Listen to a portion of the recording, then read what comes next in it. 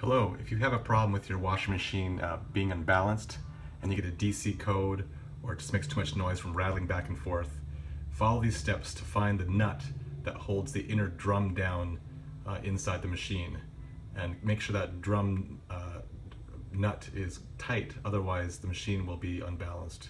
That's what happened to me. I tightened the nut and the problem was solved. So watch this video here. You can tape the lid down. You want to make sure it doesn't fall open when you lift the whole top up.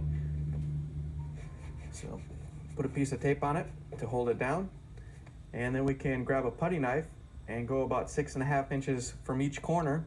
There's a little metal release tab. You should be able to feel it, and once you hit it, you'll be able to feel it as you push in. It springs back, so you can press that in and then lift up on the top. Once you have one side released, then you can go down and do the other one. Now that we have the clips released, we can lift the top up. You want to be very careful with this as you lift it up.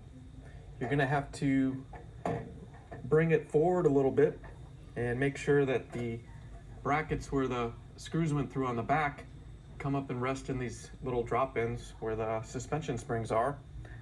And then you want to get a piece of wood, and just like a car, you want to put it in here so the top is supported. And you just want to be careful because there's no hinges on the back, and you just want to make sure you don't drop it while you're working on it. In order to get the tub cover off, we have to use our Phillips screwdriver to remove all the screws.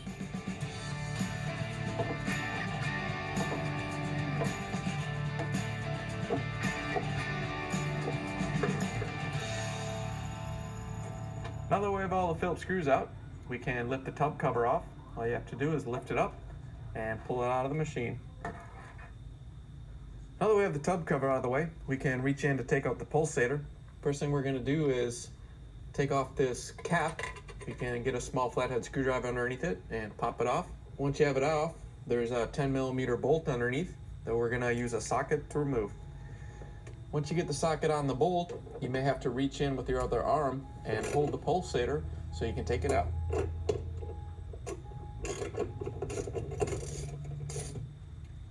Once you have the bolt out, you can lift it out. With the bolt out of the way, we can take our small flathead screwdriver and get into one of these openings right here and lift the pulsator off the shaft. Once you have it off the shaft, you can lift it out of the washer. Now that we have the pulsator out of the way, we're going to use a large adjustable wrench to remove the nut that holds the inner tub in. Now that's the nut. On my machine, that nut was absolutely loose.